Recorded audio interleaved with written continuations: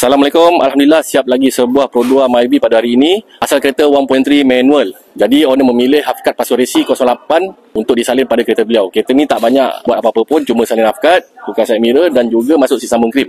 Jadi pada bahagian enjin, barang-barang yang kita tukar adalah seperti enjin complete 1.3 auto bersama gearbox auto, wiring satu kereta, wiring enjin, wiring gearbox, wiring dashboard dan juga wiring lantai, termasuk dengan set aircon. ECU dan TCU model Resi 08 kita bagi sekali dalam package ni.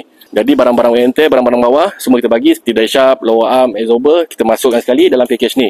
Pada bahagian luaran, owner masih mengekalkan body part asal Myvi lama, cuma owner menukar side mirror auto flip Resi 08. Okey, jom kita intai bahagian dalam pula. Ini adalah interior Resi 08. Kita dah tukarkan dashboard Resi 08. Kita akan bagi sekali dengan speedometer Resi 08.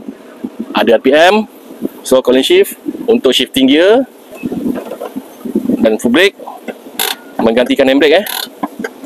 Kat sini ada luggage, dan ada lagi drawer kat sini, korang boleh letak air. So ada lagi drawer kat sini. Steering pun akan dapat sekali. Wiring dalam, kapet besar kita bagi. Kat sini ada Swiss side mirror sekali kita bagi.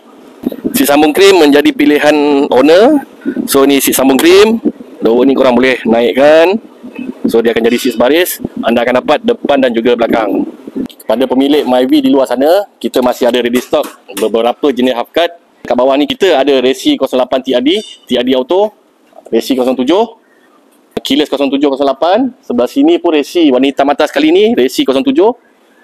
Yang ini dah tak ada apa, tinggal dashboard saja. Yang bawah ni, ini model Paso 07 kunci, model kunci. Dan yang ni ada TRD manual Sport M, TRD Sport M manual 08. Atas ni Half-Cut AV turbo. Jadi kepada anda di luar sana yang berminat untuk nak salin enjin, gearbox, Half-Cut, boleh terus datang ke garaj kami yang berada di USJ 1 Subang Jaya. Anda boleh waste JDM Concept Garage Warehouse USJ 1 Subang Jaya. Assalamualaikum.